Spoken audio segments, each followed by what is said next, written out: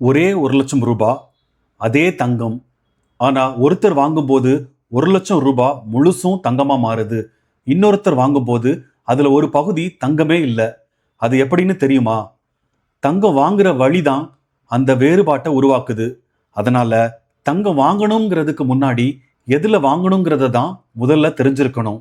இன்னைக்கு அதை ரொம்ப எளிமையா பார்க்கலாம். இதுவரைக்கும் சேமிப்பு, பாதுகாப்பு, கடன், முதலீடு இப்படி ஒவ்வொரு படியையும் பார்த்துக்கிட்டு வர்றோம். கடந்த வீடியோல உங்களுக்கு ஏத்த ரிஸ்க் ப்ரொஃபைலை எப்படி கண்டுபிடிக்கிறதுன்னு பார்த்தோம். இன்னைக்கு தமிழர் வீடுகள்ல கிட்டத்தட்ட எல்லாருக்கும் தெரிஞ்ச ஒரு முதலீட்டை பத்தி பார்க்க போறோம். அதுதான் தங்கம். வணக்கம், இது பணமும் பாதையும். பணத்தை பத்தி பெரிய பெரிய சொற்கள் இல்லாம நம்ம அன்றாட வாழ்க்கையோட தொடர்பு படுத்தி பேசுற ஒரு பயணம். வாங்க தொடர்ந்து பேசுவோம். நம்ம கலையரசி அக்கா தன்னோட மகளுக்காக கொஞ்சம் கொஞ்சமா தங்கம் சேர்க்கணும்னு நினைக்கிறாங்க. ஆனா ஒரு கேள்வி, முன்ன மாதிரி நகையாவே வாங்கணுமா, டிஜிட்டல் கோல்டா இல்ல கோல்டு பாண்டா, எது நல்லது, எது அவரோட தேவைக்கு பொருத்தம்? இந்த கேள்வி கலையரசி அக்காக்கு மட்டும் இல்ல, தங்கம் சேர்க்க நினைக்கிற நிறைய பேருக்கும் இருக்கும். தங்கம் சேர்க்க இன்னைக்கு 3 வழி இருக்கு. முதல்ல நகை, அணியவும் முடியும், சேர்த்து வைக்கவும் முடியும். அடுத்தது டிஜிட்டல் கோல்டு, கையில அதிக பணம் இல்லைனாலும் சின்ன தொகையில தொடங்கலாம். கடைசியா கோல்டு பாண்ட், அரசு வெளியிடுற ஒரு வழி, இதுல வட்டியும் கிடைக்கும். இப்போ இந்த 3ல உங்களுக்கு எது பொருத்தம்னு பார்க்கலாம். ஒரு எடுத்துக்காட்டு, 1,00,000 ரூபாய்க்கு நகை வாங்குறீங்கன்னு வச்சுக்கோங்க. அந்த 1,00,000ம் தங்கத்துக்கே போகாது. அதுல ஒரு பகுதி தங்கத்தோட மதிப்பு, மீதம் மேக்கிங் சார்ஜ், அதோட ஜிஎஸ்டி. அதனால திரும்ப விற்கும் போது மேக்கிங் சார்ஜ் உங்களுக்கு திரும்ப கிடைக்காது. இதைத்தான் நிறைய பேர் கவனிக்கிறது இல்ல. நகை அழகுக்காக வாங்குறதுன்னா அது ஒரு நல்ல தேர்வு. ஆனா முதலீட்டுக்காக மட்டும்னா இன்னும் சிந்திக்கணும். மேக்கிங் சார்ஜ் அதிகம், வீட்டில் பாதுகாப்பா வைக்கணும். டிஜிட்டல் கோல்டு, கோல்டு பாண்ட் ரெண்டுலையும் இந்த சிக்கல்கள் குறைவு. அதனால தேவைக்கு ஏத்த வழியை தேர்ந்தெடுக்கிறது தான் நல்லது. டிஜிட்டல் கோல்டு வாங்குறது ரொம்ப எளிது. முதல்ல நம்பகத்தன்மையான ஆப்பை தேர்ந்தெடுங்க. அடுத்தது நீங்க வாங்க விரும்புற தொகையை செலுத்துங்க.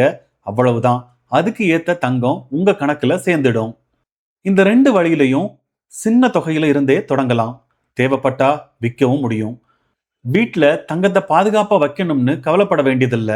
அதனால பல பேருக்கு இது எளிதான வழியா இருக்கு. நகை அணியிறதுக்கு அதுல வட்டி வருமானம் கிடையாது.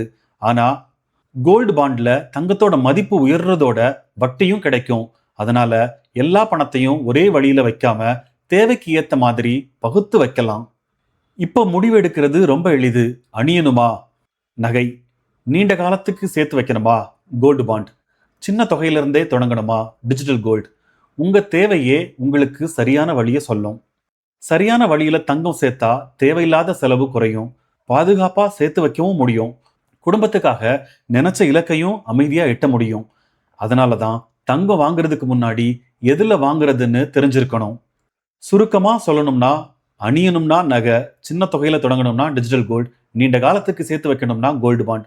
உங்க தேவைக்கு பொருத்தமான வழியை தேர்ந்தெடுங்க.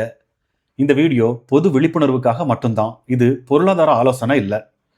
முதலீடு பண்றப்ப நிறைய பேர் தெரியாம ஒரே மாதிரி சில தவறுகளை திரும்ப திரும்ப செய்றாங்க. அந்த தவறுகளால பல ஆண்டு வளர்ச்சி கூட பாதிக்கப்படலாம்.